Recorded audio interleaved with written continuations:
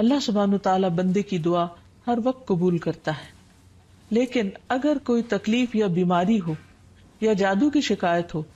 تو اس کے لیے باقاعدہ طریقے پر بیٹھ کر اپنے رب کو پکارنا، قبولیت کے اوقات میں رب کو پکارنا بہت ضروری ہے، کیونکہ جتنی بڑی مشکل ہوتی ہے اس سے نجات کے لیے اتنی ہی بڑی ایفرٹ بھی لگانی پڑتی ہے۔ اس لیے ضروری ہے کہ اللہ تعالیٰ سے بہت اچھی طرح دعا کی جائے، گڑ گڑا کر، اور اس سے پہلے اللہ تعالیٰ کی حمد و ثنا اور تعریف کے کلمات کہنا نہ بھولیے۔ سبحان اللہ والحمد للہ ولا الہ الا اللہ واللہ اکبر ولا حول ولا قوۃ الا باللہ۔ سبحان اللہ، پاک ہے اللہ، اللہ ہی کی تسبیح ہے، والحمد للہ، اب سب تعریف اللہ کے لیے ہے، ولا الہ الا اللہ، اور نہیں کوئی الہ مگر اللہ، واللہ اکبر، اور اللہ سب سے بڑا ہے، ولا حول ولا قوۃ الا باللہ، اور کسی قسم کی نیکی کرنے کی طاقت اور گناہ سے بچنے کی طاقت نہیں انسان کے پاس مگر اللہ ہی کی مدد سے۔ اسی طرح کسی بھی تکلیف اور کسی بھی بیماری سے نجات صرف اللہ سبحانہ و تعالیٰ کی مدد سے ہی ہو سکتی ہے۔ تو جہاں تک جادو کا تعلق ہے تو اس سلسلے میں یاد رکھیے کہ جادو کے بہرحال اپنے اثرات ہوتے ہیں مگر بإذن اللہ، اور اس سلسلے میں ہمیں یہ بھی یاد رہے کہ جادو کے اثرات نبی صلی اللہ علیہ وسلم پر بھی ہوئے تھے۔ حضرت عائشہ فرماتی ہے کہ نبی صلی اللہ علیہ وسلم پر جادو کیا گیا اور اس کا اثر یہ ہوا تھا کہ آپ خیال فرماتے کہ کوئی کام آپ کر چکے ہیں حالانکہ وہ کام ابھی آپ نے نہ کیا ہوتا، لیکن اس جادو کا کوئی تعلق نبی صلی اللہ علیہ وسلم کے فرائض منصبی سے نہیں تھا، یعنی آپ کے اوپر باقاعدہ وحی آتی تھی، آپ لوگوں کو تعلیم دیتے تھے، آپ کی جتنی بھی ذمہ داریاں ہیں ان کو بہت آسان طریقے سے پورا کر رہے تھے۔ ہاں، بعض اوقات عام روزمرہ کے کاموں میں کچھ خلل واقع ہو جاتا۔ اسی طرح حضرت عائشہ رضی اللہ تعالی عنہا پر بھی جادو کیا گیا۔ اس سلسلے میں عمرہ جو ان کی شاگرد ہیں وہ کہتی ہیں کہ ایک مرتبہ حضرت عائشہ بیمار ہو گئی اور ان کی بیماری کا دورانیہ بہت لمبا ہو گیا، یعنی وہ ٹھیک نہیں ہو رہی تھی۔ اسی دوران مدینہ منورہ میں ایک طبیب آیا، یعنی علاج معالجہ کرنے والا، تو حضرت عائشہ کے بھتیجے ان کے پاس گئے اور انہوں نے حضرت عائشہ کا نام لیے بغیر ان کی ساری علامات بتائیں کہ وہ کس قسم کی تکلیف میں مبتلا ہیں، اور ان سے پوچھا کہ یہ کس قسم کی بیماری ہے۔ تو اس طبیب نے کہا کہ جس عورت کے بارے میں یہ علامات بتائی جا رہی ہیں ان پر کسی نے جادو کیا ہے۔ بہرحال تحقیق کرنے پر پتہ چلا کہ حضرت عائشہ کی ایک باندی تھی جس کے ساتھ انہوں نے یہ وعدہ کیا تھا کہ وہ ان کی وفات کے بعد آزاد ہوں گی، تو اس باندی نے آپ پر جادو کر دیا تاکہ حضرت عائشہ کی وفات جلد ہو جائے اور وہ آزاد ہو سکے۔ بہرحال اس کے بعد حضرت عائشہ نے اس کو عربوں کے ایک مضبوط قبیلے کے ہاتھوں بیچ دیا اور اس کی قیمت کے بدلے ایک اور غلام کو آزاد کر دیا۔ تو اس واقعے سے بھی پتہ چلتا ہے کہ بہرحال جادو برحق ہے، یعنی جادو ایک اثر رکھتا ہے۔ برحق ہونے کا مطلب یہ نہیں کہ اس کا کرنا درست ہے، ہرگز نہیں، بلکہ جادو تو کفر ہے، جادو تو کبیرہ گناہوں میں سے ایک گناہ ہے، لیکن لوگ بہت سے اور کبیرہ گناہوں کی طرح اس گناہ کا بھی ارتکاب کرتے چلے جاتے ہیں۔ تو اس لیے اس بارے میں معلوم ہونا چاہیے انسان کو کہ یہ کس قسم کی بیماری ہے، کس قسم کی تکلیف ہے، اور اس کے مقاصد کیا ہیں اور اس کا علاج کیا ہے۔ سب سے پہلی بات تو یہ ہے کہ جادو عموماً دشمنی یا حسد کی وجہ سے کیا جاتا ہے، یا کسی سے کوئی انتقام لینے کے لیے، کوئی بدلہ لینے کے لیے، اور اس کا مقصد یہ ہوتا ہے کہ دوسرے کو تکلیف میں مبتلا کر دیا جائے۔ یہ بالکل ایسے ہی ہے جیسے لوگوں کو جسمانی طور پر تکلیف میں مبتلا کیا جاتا ہے کہ کسی کو کچھ مارا جائے ہاتھ سے یا کسی ڈنڈے سے تو جسم کو تکلیف ہوتی ہے، اسی طرح روح کو بھی تکلیف پہنچتی ہے، اور روح کی تکلیف کچھ الفاظ کے ذریعے ہوتی ہے۔ جیسے عام روزمرہ زندگی میں بھی جب کوئی ہماری تعریف کرتا ہے تو ہمیں اچھا لگتا ہے، اور جب کوئی ہمیں گالی گلوچ کرتا ہے تو ہمیں اس سے تکلیف پہنچتی ہے، اذیت پہنچتی ہے، چونکہ روح اور جسم آپس میں گندے ہوئے ہیں۔ اس لیے اگر جسم کو کوئی تکلیف پہنچتی ہے تو وہ اس کا اثر روح تک جاتا ہے۔ اسی طرح اگر روح پر کوئی چیز اثر انداز ہوتی ہے، کوئی کلام یا کچھ ایسے عملیات، تو اس کا اثر جسم تک بھی جاتا ہے، اور اس طرح انسان جادو کے اثر سے نہ صرف یہ کہ روحانی طور پر بلکہ بعض اوقات جسمانی طور پر بھی بیمار ہو سکتا ہے، اور اس میں بہت سے مذموم مقاصد ہوتے ہیں. بعض اوقات والدین اور اولاد میں یا شوہر بیوی میں یا دوستوں میں لڑائی جھگڑا اور ناچاکی پیدا کی جاتی ہے، اور باہم پیار محبت کے رشتوں کے اندر نفرت کے بیج بوئے جاتے ہیں. پھر یہ کہ جادو کی علامات کیا ہیں، کس کو کیسے پتا چلے کہ جادو ہوا ہے یا نہیں. تو اس میں یہ ہے کہ انسان کی ان یوزول سی کنڈیشن ہو جاتی ہے، یعنی انسان اسی روٹین میں زندگی بسر کر رہا ہے، وہی صبح اٹھنا، کھانا پینا، روزمرہ کے معمولات، لیکن کسی چیز میں دل نہیں لگتا، طبیعت بیزار ہونے لگتی ہے. اور یہ نہیں کہ یہ ایک دن کے لیے 2 دن کے لیے، کیونکہ ایسا تو ہر ایک کے ساتھ ہو ہی جاتا ہے. ایک لمبے عرصے کے لیے کیفیات تبدیل ہونے لگتی ہیں، سستی یا گھبراہٹ طاری ہو جاتی ہے، ذہنی انتشار یعنی کسی چیز پر کنسنٹریشن کا نہ رہنا، حد سے زیادہ چڑچڑا پن، بعض اوقات عبادات میں بالکل دل نہ لگنا، اور بغیر کسی ظاہری بیماری کے یا بغیر کسی ظاہری جسمانی بیماری کے انسان کے اندر بیماری کی کیفیت محسوس ہوتے رہنا. بعض اوقات ڈراؤنے خواب آتے ہیں، کبھی خون کے چھینٹے اور کچھ غیر معمولی قسم کی چیزیں گھروں میں دیکھی جاتی ہیں. بعض اوقات خاوند بیوی ایک دوسرے سے نفرت کرنے لگتے ہیں، ان میں جدائی تک ہو جاتی ہے. لیکن اس کا یہ مطلب نہیں کہ ان علامات میں سے کوئی ایک علامت کسی وقت انسان کے اندر پائی جائے تو انسان فوراً شک کرے کہ مجھ پر جادو کر دیا گیا. کیونکہ آج کل یہ وبا بھی بہت عام ہو چکی ہے کہ ہر دوسرا شخص اس وہم میں گرفتار ہے کہ اس پر کسی نے کچھ کر دیا ہے. یہ ضروری نہیں ہوتا کہ ہر وقت ایسی علامات کسی کے کچھ کیے سے ہی ہوں. یہ ویسے بھی انسان ہے، کبھی تھک جاتا ہے، کبھی غذا میں کوئی تبدیلی ہو جاتی ہے، کبھی ویسے بھی انسان کا دل اللہ کے ہاتھ میں ہے، جس طرف چاہے اس کو پھیر دے. تو انسان کی طبیعت میں ایک ملال سا اور ایک سستی، ایک بے چینی سی پائی جاتی ہے.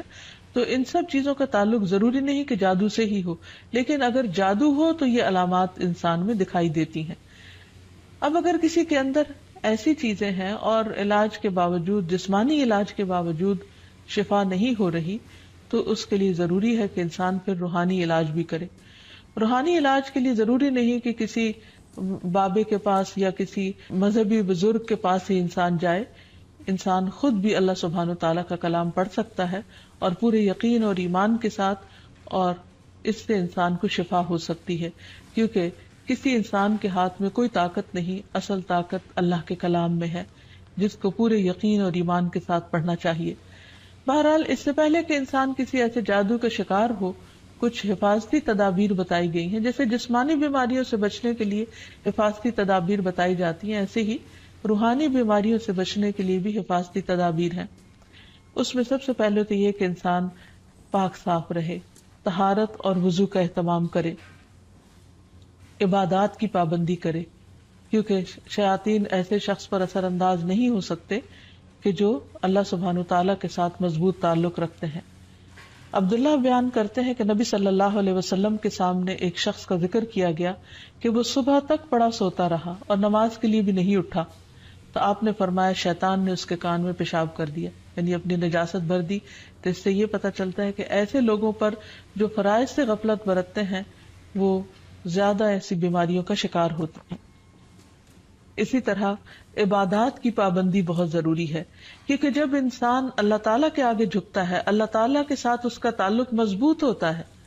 تو نہ تو وہ توہمات کا شکار ہوتا ہے اور نہ ہی وہ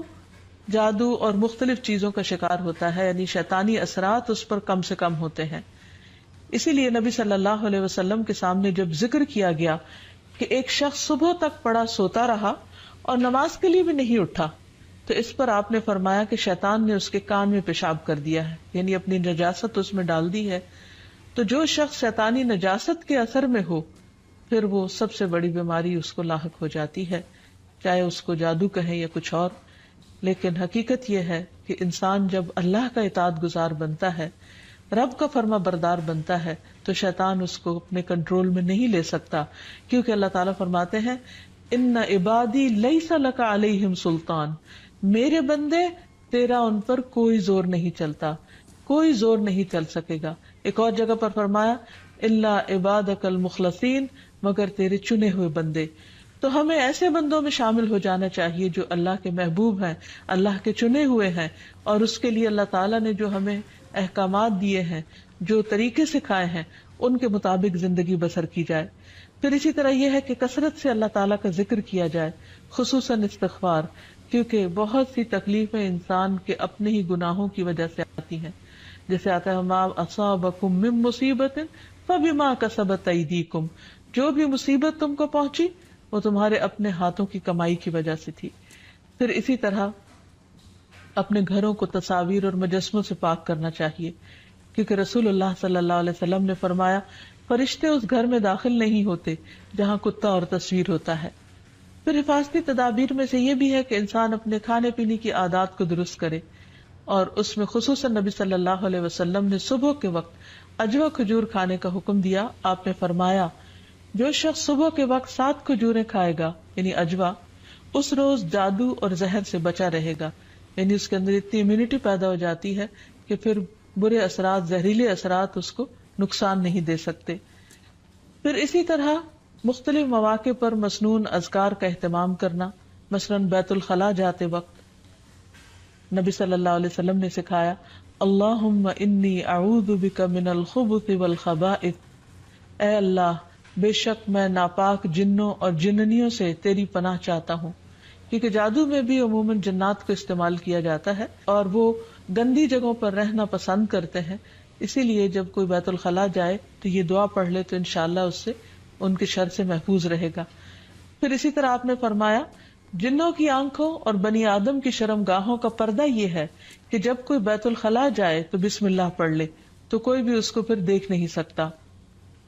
پھر اسی طرح شوہر بیوی کے خاص تعلق میں بھی دعا سکھائی گئی، بسم اللہ اللہم جنبنا الشیطان وجنب الشیطان ما رزقتنا، اللہ کے نام کے ساتھ میں شروع کرتا ہوں، اے اللہ ہمیں شیطان سے بچا اور شیطان کو اس چیز سے دور رکھ جو اس کے نتیجے میں تو ہمیں عطا فرمائے۔ تو آپ نے فرمایا کہ اگر اس کے بعد میاں بیوی کو کوئی اولاد ملے گی تو شیطان اسے نقصان نہیں پہنچا سکتا۔ اسی طرح تحلیل پڑھنا، لا الہ الا اللہ وحدہ لا شریک لہ لہ الملک ولہ الحمد وہو علی کل شیء قدیر، کہ اللہ کے سوا کوئی معبود نہیں، تنہا ہے، اس کا کوئی شریک نہیں، اسی کے لیے بادشاہی ہے اور اسی کے لیے تعریفیں ہیں اور وہ ہر چیز پر قدرت رکھنے والا ہے۔ دن میں جو شخص 100 دفعہ اس کو پڑھے گا اس کے لیے 10 غلاموں کو آزاد کرنے کا ثواب ہے، 100 نیکیاں لکھی جائیں گی، 100 برائیاں مٹائی جائیں گی، اور خصوصاً اس دن وہ شام تک شیطان کے شر سے محفوظ رہے گا، اور کوئی شخص اس دن اس سے بہتر عمل کرنے والا نہیں سمجھا جائے گا سوائے اس کے جو اس سے زیادہ اس کو پڑھے۔ پھر اسی طرح انسان ہر معاملے میں جہاں بھی انسان کو مشکل ہو اللہ تعالیٰ کی پناہ میں اپنے آپ کو دے۔ تو خلاصہ کلام یہ ہے کہ انسان اپنے آپ کو مختلف طرح کے توہمات سے بھی بچائے اور ہر چھوٹی بڑی بات کو جادو قرار نہ دے، یا کسی کام کو کرنے کا ارادہ نہ ہو تو یہ سوچے کہ یہ مجھ پر جادو کر دیا گیا ہے اس لیے میں اس کام کو نہیں کر سکتا، تو یہ دراصل شیطانی وسوسے ہوتے ہیں، اس لیے ان سے بچنا بھی ضروری ہے۔ بہرحال اگر ایسے وسوسے ہوں یا حقیقت میں کوئی بیماری ہو تو اس کا علاج بھی بتایا گیا ہے، کیونکہ کوئی بیماری ایسی نہیں کہ جو قابل علاج نہ ہو۔ رسول اللہ صلی اللہ علیہ وسلم نے فرمایا ہر بیماری کے لیے دوا ہے، جب کسی مریض کو صحیح طریقے پر بیماری کی دوا پہنچتی ہے تو وہ اللہ تعالیٰ کے حکم سے درست ہو جاتا ہے۔ اسی طرح جادو بھی ایک بیماری ہے اور اس بیماری کا علاج بھی قرآن و سنت میں موجود ہے۔ اس کے لیے سب سے پہلے تو یہ پتہ لگانے کی ضرورت ہے کہ کیا واقعی جادو ہے بھی یا نہیں، اور اس میں ہم دیکھتے ہیں کہ نبی صلی اللہ علیہ وسلم کو خواب کے ذریعے دکھایا گیا تھا کہ ان پر جو جادو کیا گیا ہے وہ کہاں پر دبایا گیا ہے، تو آپ نے اس کو نکلوایا تھا۔ لیکن ضروری نہیں کہ ہم میں سے ہر ایک کو یہ پتا چل سکے کہ جادو ہے کہاں، اول تو ہو سکتا ہو ہی نہ، صرف توہم ہی ہو، ایک خیال ہی ہو کسی کا، کیونکہ بعض چیزیں انسان جب بار بار سوچتا ہے تو وہ اس کو حقیقت معلوم ہونے لگتی ہے۔ لیکن اگر انسان کو کوئی ایسا خواب آ جائے تو ٹھیک ہے، اور اگر نہیں بھی آتا تو انسان اللہ سبحانہ و تعالیٰ کا ذکر کرتا رہے اور اس کے ذریعے علاج کرے۔ اس میں خاص طور پر شرعی دم جسے رقیہ شرعیہ کہا جاتا ہے، آج کل مختلف قراء کی آواز میں قرآن مجید کی سلیکٹڈ آیات ریکارڈ کر دی گئی ہیں، مریض اس کو بار بار سنتا رہے تو انشاءاللہ اس کا توڑ ہو جائے گا۔ پھر اسی طرح اللہ تعالیٰ کی کتاب سے علاج، کیونکہ قرآن مجید میں آتا ہے وَنُنَزِّلُ مِنَ الْقُرْآنِ مَا هُوَ شِفَاءٌ وَرَحْمَةٌ لِّلْمُؤْمِنِينَ، اور ہم قرآن کے ذریعے سے وہ چیز نازل کرتے ہیں جو مومنوں کے لیے شفا اور رحمت ہے۔ تو قرآن مجید میں جیسے سب سے پہلے سورۃ الفاتحہ پڑھنا، کیونکہ اس کے اندر اللہ تعالیٰ سے مدد مانگی جاتی ہے، ایاک نعبد و ایاک نستعین، صرف تیری ہم عبادت کرتے ہیں اور صرف تجھی سے ہم مدد چاہتے ہیں کہ یا اللہ تو ہماری اس بیماری اور تکلیف کو دور فرما دے۔ پھر اسی طرح آیت الکرسی، کیونکہ جب انسان آیت الکرسی پڑھتا ہے تو اللہ سبحانہ وتعالیٰ کی طرف سے اس کے لیے ایک خاص محافظ مقرر کر دیا جاتا ہے، اور اگر رات کو انسان پڑھ کر سوتا ہے تو صبح تک وہ فرشتہ انسان کی حفاظت کرتا ہے۔ پھر اسی طرح سورۃ البقرہ کا پڑھنا، رسول اللہ صلی اللہ علیہ وسلم نے فرمایا سورۃ البقرہ پڑھا کرو، کیونکہ اس کا پڑھنا باعث برکت ہے، اسے چھوڑنا باعث حسرت ہے، اور اس کے پڑھنے والے پر جادوگر قدرت نہیں پا سکتے۔ یعنی جو شخص قرآن پڑھتا ہے، خصوصاً سورۃ البقرہ پڑھتا رہتا ہے، تو کسی کا جادو اس شخص پر اثر نہیں کرتا۔ پھر اسی طرح معوذات پڑھنا، رسول اللہ صلی اللہ علیہ وسلم نے فرمایا صبح اور شام 3 بار معوذات کہہ لو تو یہ تمہاری ہر چیز سے کفایت کریں گی، یعنی سورۃ الاخلاص، قل اعوذ برب الفلق اور قل اعوذ برب الناس۔ اس کے علاوہ بھی مریض قرآن مجید کی تلاوت کثرت کے ساتھ کرتا رہے، اور پھر اگر ہو سکے تو بیری کے پتوں کو پانی میں ملا کر اس پانی سے غسل کر لے، اس کو بھی ایک مؤثر علاج کے طور پر بتایا گیا ہے۔ لیکن اس کے ساتھ ساتھ انسان غیر شرعی طریقوں سے مکمل طور پر پرہیز کرے، کیونکہ اس سے انسان کے ایمان اور عقیدے میں خلل واقع ہو جاتا ہے۔ رسول اللہ صلی اللہ علیہ وسلم نے فرمایا جس نے حرام چیز کے ساتھ علاج کیا اللہ تعالیٰ اس کے لیے اس میں شفا نہیں بنائے گا، یعنی اس کو پھر فائدہ نہیں ہوگا۔ پھر اسی طرح جادو کا علاج جادو سے نہیں کرنا چاہیے، یعنی اگر انسان کو کبھی ایسا وہم ہو تو جادوگروں کے پاس نہ جائے، یا ایسے طریقے اختیار نہ کرے کہ جس سے جو ہمارے دین میں نہیں یا ہماری شریعت کے خلاف جاتے ہیں۔ رسول اللہ صلی اللہ علیہ وسلم نے فرمایا جو جادو کرے یا جادو کروائے یا جو کسی کاہن کے پاس آئے اور اس کی بات کی تصدیق کرے تو اس نے اس چیز کا انکار کیا جو محمد صلی اللہ علیہ وسلم پر نازل ہوئی۔ اسی لیے غیر شرعی جھاڑ پھونک سے مکمل اجتناب کرنا چاہیے۔ نبی صلی اللہ علیہ وسلم سے نشرہ کے بارے میں دریافت کیا گیا تو آپ نے فرمایا یہ شیطانی عمل ہے۔ اور نشرہ کیا ہوتا ہے؟ جن یا جادو اتارنے کے لیے شرکیہ یا جاہلانہ منتر پڑھنا اور یا پڑھوانا۔ تو ایسے الفاظ جس کا بعض اوقات معنی معلوم نہیں ہوتا اور یہ بھی نہیں پتا ہوتا کہ اللہ تعالیٰ کو پکارا جا رہا ہے یا کسی جن یا کسی اور شیطان کو پکارا جا رہا ہے اور اس سے مدد لی جا رہی ہے، تو اس لیے کسی بھی ایسے کلام کو پڑھنا یا کسی سے پڑھوانا درست نہیں۔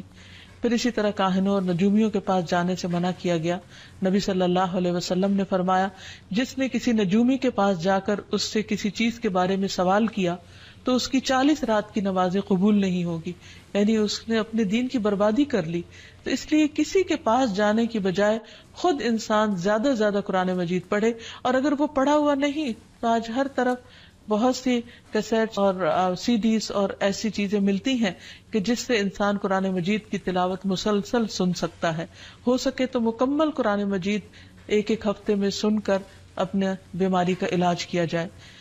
پھر اسی طرح یہ ہے کہ باقی دعائیں بھی جو جادو کے توڑ کی بتائی گئی ہیں ان کو پڑھتے رہنا انسان کو فائدہ دیتا ہے، جس میں خاص طور پر اور آخر میں یہ 2 خاص دعائیں جو نبی صلی اللہ علیہ وسلم نے جنات اور جادو کے شر سے بچنے کے لیے سکھائی ہیں، ان کو بار بار پڑھتا رہے، صبح و شام پڑھتا رہے حتیٰ کہ افاقہ ہو جائے۔ پہلی دعا ہے اعوذ بکلمات اللہ التامات التی لا یجاوزہن بر ولا فاجر من شر ما خلق وذرأ وبرأ ومن شر ما ينزل من السماء ومن شر ما يعرج فيها ومن شر ما ذرأ في الأرض ومن شر ما يخرج منها ومن شر فتن الليل والنهار ومن شر كل طارق إلا طارقا يطرق بخير يا رحمن۔ میں اللہ کے کامل کلمات کے ساتھ پناہ چاہتا ہوں جن سے آگے نہ تو کوئی نیک اور نہ ہی کوئی برا شخص بڑھ سکتا ہے، ہر اس چیز کے شر سے جس کو اس نے بنایا، پیدا کیا اور پھیلایا، اور ہر اس چیز کے شر سے جو آسمان سے اترتی ہے، اور ہر اس چیز کے شر سے جو اس میں چڑھتی ہے، اور ہر اس چیز کے شر سے جسے اس نے زمین میں پیدا کیا، اور اس چیز کے شر سے جو اس سے نکلتا ہے، اور رات اور دن کے فتنوں کے شر سے، اور رات کو آنے والے کے شر سے، سوائے اس کے جو خیر کے ساتھ آئے، اے رحم فرمانے والے۔ تو یہ دعا اور ایک اور دعا جو شدید جنات کے حملے سے بچانے والی دعا ہے، جس کے بارے میں کعب الاحبار کہتے ہیں کہ اگر میں یہ چند کلمات نہ پڑھتا تو یہود مجھے گدھا بنا دیتے۔ لوگوں نے پوچھا وہ کلمات کیا ہیں؟ تو کعب نے کہا اعوذ بوجہ اللہ العظیم الذی لیس شیء اعظم منہ وبکلمات اللہ التامات التی لا یجاوزہن بر ولا فاجر وباسماء اللہ الحسنى كلها ما علمت منها وما لم اعلم من شر ما خلق وبرأ وذرأ۔ میں اللہ کے عظیم چہرے کی پناہ مانگتا ہوں جس سے عظیم کوئی اور چیز نہیں، اور اس کے مکمل کلمات کے ساتھ پناہ چاہتا ہوں جن سے آگے نیک یا بد نہیں بڑھ سکتا، اور اس اللہ کے تمام اسماء حسنہ کے ساتھ پناہ چاہتا ہوں جن کو میں جانتا ہوں اور جن کو میں نہیں جانتا، ہر اس چیز کے شر سے جس کو اس نے بنایا، پیدا کیا اور پھیلایا۔ پھر یہ بھی یاد رہے کہ شیطان انسان پر مختلف طریقے سے حملے کرتا ہے، مثلاً اللہ تعالیٰ کے بارے میں شک پیدا کرنا۔ رسول اللہ صلی اللہ علیہ وسلم نے فرمایا تم میں سے کسی کے پاس شیطان آتا ہے اور تمہارے دل میں پہلے تو یہ سوال پیدا کرتا ہے کہ فلاں چیز کس نے پیدا کی، فلاں چیز کس نے پیدا کی، یہاں تک کہ آخر میں اس بات تک پہنچا دیتا ہے، کہتا ہے کہ خود تمہارے رب کو کس نے پیدا کیا۔ جب کسی شخص کو ایسا وسوسہ ڈالے تو اللہ سے پناہ مانگنی چاہیے اور اس شیطانی خیال کو چھوڑ دینا چاہیے۔ پھر اسی طرح شیطان انسان کو اللہ تعالیٰ کی اطاعت سے روکتا ہے۔ اس نے پہلے ہی دن یہ کہا تھا قال فبما اغویتنی لاقعدن لهم صراطک المستقیم، کہ ابلیس نے کہا کہ تو نے مجھے گمراہی میں مبتلا کیا، نعوذ باللہ، وہ اللہ تعالیٰ کو بلیم کر رہا ہے، تو اب میں بھی تیری سیدھی راہ پر گھات لگا کر بیٹھوں گا۔ پھر انسانوں کے آگے سے، پیچھے سے، دائیں سے، بائیں سے، غرض ہر طرف سے ان کو گھیروں گا، اور تو ان میں سے اکثریت کو شکر گزار نہ پائے گا۔ اور ایک حقیقت ہے کہ بہت کم لوگ ایسے ہیں جو خود کو ملنے والی نعمتوں پر شکر گزار ہوں اور خوش ہوں۔ بہت سے لوگ تو بندوں سے اور اللہ تعالیٰ سے شکوہ ہی کرتے چلے جاتے ہیں اور جو کچھ ملا ہے اس کو نہیں دیکھتے۔ پھر اسی طرح شیطان کے کاموں میں سے کام یہ ہے کہ وہ لوگوں کے دلوں میں فتنے پیدا کرتا ہے، لوگوں کے درمیان جھگڑے اور فساد پیدا کرتا ہے، خصوصاً میاں بیوی کے درمیان۔ اس سلسلے میں حدیث میں آتا ہے کہ شیطان کے لشکر جب لوگوں میں فتنہ ڈالنے جاتے ہیں تو ان میں سے ایک آتا ہے اور کہتا ہے کہ میں نے اس طرح کیا اور اس طرح کیا، تو شیطان کہتا ہے کہ تو نے کوئی بڑا کام نہیں کیا، یعنی اگر عام لوگوں میں جھگڑے فساد کرواتا ہے تو اس کو وہ کوئی کام نہیں گردانتا۔ پھر ان میں سے ایک اور آتا ہے اور کہتا ہے کہ میں نے فلاں آدمی کو اس وقت تک نہیں چھوڑا جب تک اس کے اور اس کے بیوی کے درمیان جدائی نہیں ڈال دی، یعنی لڑائی نہیں کروا دی۔ شیطان اسے اپنے قریب کر کے کہتا ہے کہ ہاں تو نے اچھا کیا، اور پھر اسے وہ اپنے ساتھ چمٹا لیتا ہے۔ اور ایک اور روایت میں آتا ہے کہ پھر وہ اس کے سر پر ایک تاج رکھ دیتا ہے کہ تم نے سب سے بڑا کام کیا، کیونکہ حقیقت یہ ہے کہ اگر شوہر بیوی کے درمیان اختلافات ہوں گے، لڑائی جھگڑے ہوں گے، تو گھر کی چولہے ڈھیلی ہو جائے گی، اور جب گھر کے اندر سکون نہیں رہے گا تو پھر اس سے بہت ساری بے پناہ خرابیاں پھوٹیں گی۔ اس لیے شوہر بیوی کے درمیان باہم محبت کا ہونا ایک بہت بڑی نعمت ہے۔ شقیق کہتے ہیں کہ ایک شخص جس کا نام ابو جریر تھا، وہ ابن مسعود کے پاس آیا اور اس نے کہا میں نے ایک کنواری لڑکی سے شادی کی ہے، لیکن میں خوف زدہ ہوں کہ وہ مجھ سے نفرت کرے گی۔ تو ابن مسعود نے فرمایا کہ الفت اللہ کی طرف سے ہوتی ہے اور بغض شیطان کی طرف سے۔ شیطان چاہتا ہے کہ تمہارے لیے اس چیز کو ناپسندیدہ کر کے دکھائے جو اللہ نے تمہارے لیے حلال کی، تاکہ انسان پھر حرام کی طرف مائل ہو۔ اسی طرح باہم بہن بھائیوں کے درمیان، دوستوں کے درمیان عداوت اور دشمنی پیدا کرتا ہے۔ قرآن مجید میں اللہ تعالیٰ فرماتے انما یرید الشیطان ان یوقع بینکم العداوۃ والبغضاء فی الخمر والمیسر، شیطان تو یہ چاہتا ہے کہ شراب اور جوئے کے ذریعے تمہارے درمیان دشمنی اور بغض ڈال دے، کیونکہ عموماً شراب کی محفلیں بھی دوستوں کے درمیان ہوتی ہیں اور جوئے بھی عموماً دوستی آپس میں کھیل رہے ہوتے ہیں۔ تو ان میں ایک دوسرے کے ساتھ پھر جو زیادتیاں ہوتی ہیں ناسمجھی کی وجہ سے یا شراب کے نشے کی وجہ سے، تو اس میں بعض اوقات مدتوں پرانے تعلقات ختم ہو کر رہ جاتے ہیں. تو یہ بھی شیطانی وار ہوتے ہیں. پھر شیطان کا ایک بہت بڑا ہتھیار جو ہر ایک پر چل جاتا ہے وہ ہے غصہ کرنا، کیونکہ غصہ شیطان کی طرف سے ہوتا ہے اور وہ انسانوں کو جلد مشتعل کروا دیتا ہے. پھر اسی طرح اللہ کا ذکر بھلوا دینا. قرآن مجید میں آتا ہے استحوذ علیہم الشیطان فانساہم ذکر اللہ اولئک حزب الشیطان الا ان حزب الشیطان هم الخاسرون. شیطان ان پر غالب آ گیا سو اس نے انہیں اللہ کی یاد بھلا دی، یہ لوگ شیطان کا گروہ ہیں، سن لو یقیناً شیطان کا گروہ ہی وہ لوگ ہیں جو خسارہ اٹھانے والے ہیں. پھر اسی طرح شیطان کا ایک بہت بڑا وار نماز میں وسوسے ڈالنا ہے. اکثر لوگ نماز کے اندر بھول جاتے ہیں اور نماز کے وسوسوں کی شکایت کرتے ہیں اور نماز میں خشوع و خضوع کو سب سے مشکل کام گردانتے ہیں. حقیقت یہ ہے کہ نماز میں خشوع و خضوع اور کنسنٹریشن انسان کو جنت الفردوس کا مستحق بناتا ہے، لیکن جب انسان کی نماز خشوع و خضوع سے خالی ہوتی ہے، یعنی اس میں کنسنٹریشن نہیں ہوتی، تو انسان کو یوں محسوس ہوتا ہے جیسے اس نے نماز پڑھی ہی نہ ہو. اور جب سب سے پہلا فریضہ ہی انسان کا ڈھیلا پڑ جاتا ہے یا صحیح طور پر ادا نہیں ہوتا، تو ایسی صورت میں انسان کے دل میں کبھی بھی پھر اطمینان اور سکون نہیں آتا. تو بہرحال رسول اللہ صلی اللہ علیہ وسلم نے فرمایا کہ جب نماز کے لیے اذان دی جاتی ہے تو شیطان ہوا خارج کرتا ہے اور بڑی تیزی کے ساتھ پیٹ موڑ کر بھاگتا ہے تاکہ اذان کی آواز نہ سن سکے، اور جب اذان ختم ہو جاتی ہے تو پھر واپس آ جاتا ہے. لیکن جو ہی تکبیر شروع ہوتی ہے پھر پیٹ موڑ کر بھاگ جاتا ہے. جب تکبیر بھی ختم ہو جاتی ہے تو شیطان دوبارہ آ جاتا ہے اور نمازی کے دل میں وسوسے ڈالتا ہے اور کہتا ہے فلاں بات یاد کرو، فلاں بات یاد کرو. ان باتوں کی شیطان یاد دہانی کراتا ہے جن کا اسے کبھی خیال نہ گزرا تھا. اس طرح انسان کو محو کرتا ہے ان خیالات میں، یہاں تک کہ انسان کو یہ بھی یاد نہیں رہتا کہ اس نے کتنی رکعتیں پڑھی تھی، یعنی اس کو رکعتوں کی تعداد تک بھول جاتی ہے. پھر نماز کے اندر ادھر ادھر اس کو بھٹکاتا رہتا ہے اور کبھی اس کی نگاہ ادھر ادھر اٹھ جاتی ہے، ذرا سے شور پر انسان کی توجہ نماز سے ہٹ جاتی ہے، اور بعض اوقات انسان پوری کی پوری نماز پڑھ جاتا ہے لیکن اس میں اللہ کی یاد نام کی کوئی چیز نہیں ہوتی، کیونکہ اللہ کی یاد سب سے پہلے انسان کے دل میں ہوتی، اور اگر دل میں ہی اللہ کی یاد نہیں تو زبان سے محض پڑھا ہوا یاد نہیں کہلا سکتا. پھر اسی طرح شیطان انسان سے برائی اور بے حیائی کے کام کرواتا ہے. قرآن مجید میں اللہ تعالیٰ فرماتے ہیں کہ انما یأمرکم بالسوء والفحشاء وان تقولوا علی اللہ ما لا تعلمون، کہ وہ تمہارا کھلا دشمن ہے، وہ تمہیں برائی اور بے حیائی کا حکم دے گا، نیز اس بات کا کہ تم اللہ کے ذمے ایسی باتیں لگا دو جن کا تمہیں خود علم نہیں، یعنی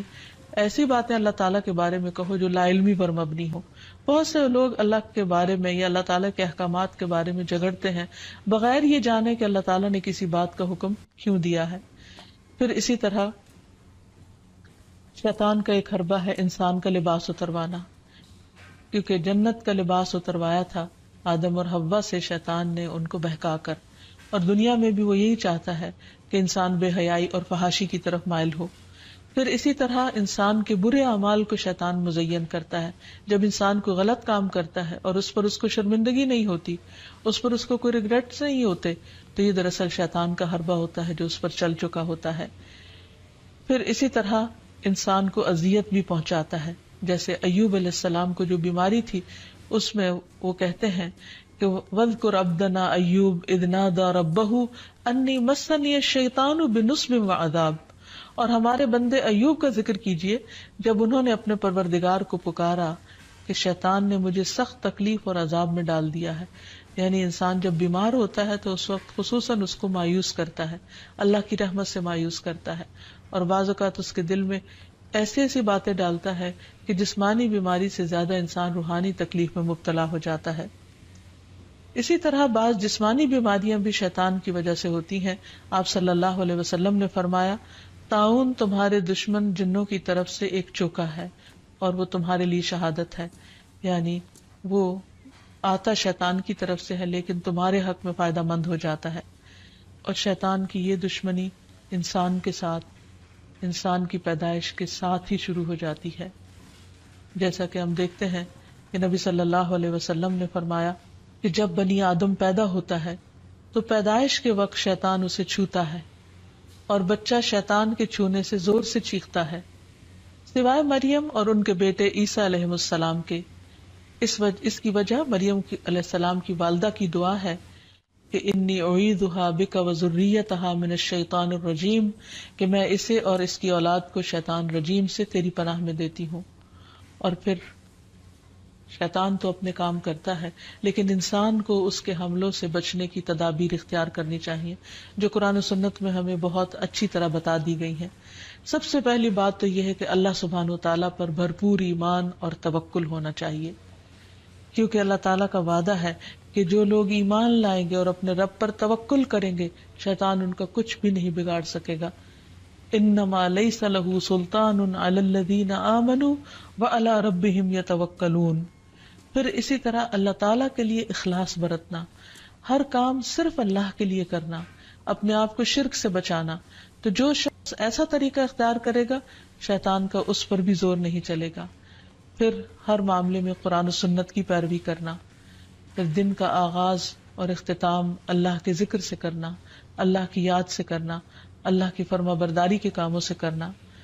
پھر اسی طرح کثرت سے سجدے کرنا، کیونکہ شیطان نے اللہ تعالیٰ کا حکم نہیں مانا تھا اور سجدے سے انکار کیا تھا، تو رسول اللہ صلی اللہ علیہ وسلم نے فرمایا جب کوئی آدمی سجدہ والی آیت پڑھ کر سجدہ کر لے تو شیطان روتے ہوئے دور ہٹ جاتا ہے اور کہتا ہے افسوس مجھ پر۔ آدمی کو سجدے کا حکم ملا تو اس نے سجدہ کر لیا، اس کے لیے جنت ہے، اور مجھے بھی سجدے کا حکم ملا لیکن میں نے انکار کر دیا اور میرے لیے جہنم ہے۔ تو اس لیے شیطان کی مخالفت اگر انسان کرنا چاہے تو اس کے لیے سجدوں کی کثرت کر دے اور خصوصاً فرض نماز کی پابندی کرے، تو انشاءاللہ شیطان کا زور نہیں چلے گا۔ پھر اسی طرح گھر کو شیطانی چیزوں سے پاک کرنا، پھر فضول خرچی سے بچنا، کیونکہ فضول خرچ شیطان کے بھائی ہوتے ہیں، نگاہوں کی حفاظت کرنا، کیونکہ نبی صلی اللہ علیہ وسلم نے فرمایا کہ وہ ابلیس کے تیروں میں سے ایک تیر ہے۔ پھر اسی طرح اکٹھے رہنا، مسلمانوں کی جماعت کے ساتھ جڑے رہنا۔ رسول اللہ صلی اللہ علیہ وسلم نے فرمایا کہ جماعت پر اللہ کا ہاتھ ہے اور شیطان اس کے ساتھ ہے جو جماعت سے علیحدہ ہو اور وہ اس کو پاؤں مار کر ہانکتا ہے، یعنی جو شخص اچھے لوگوں کے ساتھ ملتا جلتا نہیں، ان کی مجلس میں نہیں بیٹھتا، ایک دوسرے کو وتواصوا بالحق وتواصوا بالصبر نہیں کرتا، وہ پھر شیطان کے وسوسوں اور چالوں کا شکار ہو جاتا ہے۔ اور آخر میں دعائیں، اللہ سبحانہ تعالیٰ نے ہمیں قرآن مجید میں بھی دعائیں سکھائی ہیں اور نبی صلی اللہ علیہ وسلم نے بھی۔ اس میں سے پہلی دعا ہے رب اعوذ بک من ہمزات الشیاطین واعوذ بک رب ان یحضرون، اے میرے رب میں شیطان کی اکساہٹوں سے تیری پناہ مانگتا ہوں اور اس بات سے بھی تیری پناہ مانگتا ہوں کہ وہ میرے پاس آئیں۔ پھر تعوذ پڑھنا، یعنی اعوذ باللہ من الشیطان الرجیم من ہمزہ ونفخہ ونفثہ، میں اللہ کی پناہ چاہتا ہوں شیطان مردود سے کہ مجھ پر کوئی جنون کا اثر ڈالے یا مجھے تکبر پر آمادہ کرے یا شعر و شاعری کی طرف لائے، یعنی جو غلط قسم کی ہے۔ پھر قرآن مجید پڑھنے سے پہلے اعوذ باللہ من الشیطان الرجیم پڑھنا۔ پھر اسی طرح برا خواب دیکھنے پر تعوذ پڑھنا۔ رسول اللہ صلی اللہ علیہ وسلم نے فرمایا نیک خواب اللہ کی طرف سے اور برے خواب شیطان کی طرف سے ہوتے ہیں، بس جو ایسا خواب دیکھے جس میں کوئی ناگوار چیز ہو تو بائیں طرف تھوک دے اور شیطان سے اللہ کی پناہ مانگے، ایسا کرنے سے وہ خواب اس کو کوئی نقصان نہیں دے گا اور کسی کو یہ خواب نہ بتایا جائے۔ پھر اسی طرح صبح و شام کی دعائیں پڑھے، جس میں خصوصی طور پر شیطان کے شر اور شرک سے بچنے کی دعا ہے۔ اللہم فاطر السماوات والارض عالم الغیب والشہادہ رب کل شیء وملیکہ اشہد ان لا الہ الا انت اعوذ بک من شر نفسی وشر الشیطان وشرکہ، اے اللہ آسمان اور زمین کے پیدا کرنے والے، پوشیدہ اور موجود ہر چیز کے جاننے والے، ہر چیز کے پالنہار اور اس کے مالک، میں گواہی دیتا ہوں کہ تیرے سوا کوئی معبود برحق نہیں، میں تیری ذات کے ذریعے اپنے نفس کے شر سے اور شیطان کے شر سے اور اس کے شرک سے پناہ مانگتا ہوں۔ آپ نے فرمایا جب صبح کرو اور جب شام کرو اور جب اپنے بستر پر آؤ تو اس دعا کو پڑھ لیا کرو۔ اسی طرح سب کام بسم اللہ پڑھ کر کرنا، کیونکہ انسان جب بسم اللہ پڑھتا ہے تو اللہ کا نام لیتے ہی شیطان دور بھاگ جاتا ہے. مثلاً گھر سے نکلتے وقت بسم اللہ توکلت علی اللہ، سواری پر بیٹھتے ہوئے بسم اللہ پڑھنا. پھر اسی طرح آیت الکرسی پڑھنے سے شیطان سے حفاظت رہتی ہے. پھر صبح شام کے اذکار میں لا الہ الا اللہ وحدہ لا شریک لہ لہ الملک ولہ الحمد وہو علی کل شیء قدیر،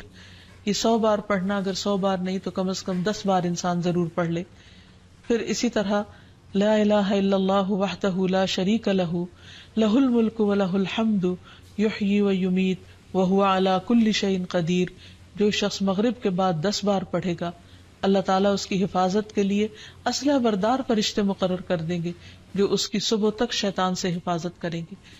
تو اس لیے ہمیں بھی ان اذکار اور دعاؤں کا اہتمام کرنا چاہیے. اگر زبانی یاد نہ ہو تو دیکھ کر بھی پڑھے جا سکتے ہیں، لیکن حقیقت یہ ہے کہ اللہ کا ذکر ایک مضبوط قلعہ ہے جس میں انسان پناہ لیتا ہے ہر قسم کے شر سے بچنے کے لیے، خصوصاً شیطان کے شر سے. تو اللہ تعالی ہم سب کو اس سے محفوظ رکھے. وآخر دعوانا ان الحمد للہ رب العالمین.